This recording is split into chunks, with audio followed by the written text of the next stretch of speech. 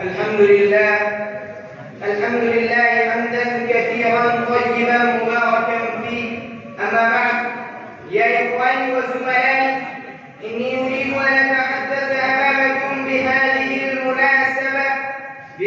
المناسبة الساقة حول الآية القرآنية: إنك لعلى خلق عظيم.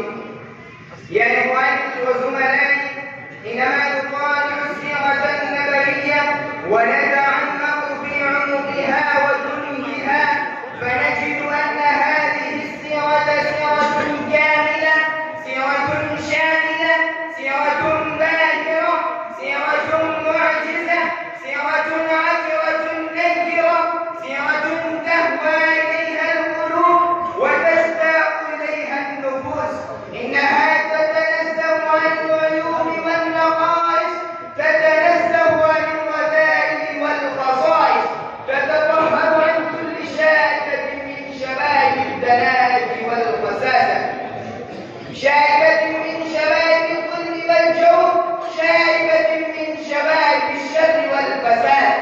خلقت مبرأ من كل عيب، خلقت مبرأ من كل عيب، كأنك قد خلقت كما تشاء.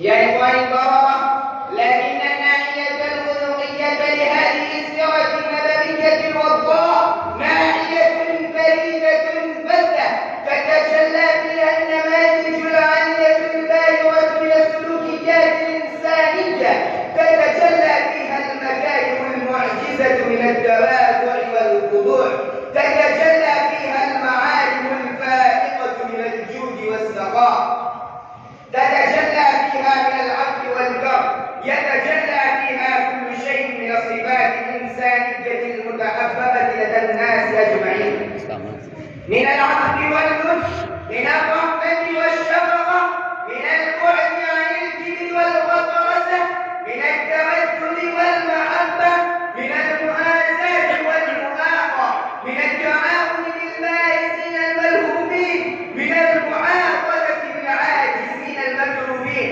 لذلك شهد الله تبارك وتعالى فقال: إنك لعلى خلق عظيم. يا زملائي وأحبائي،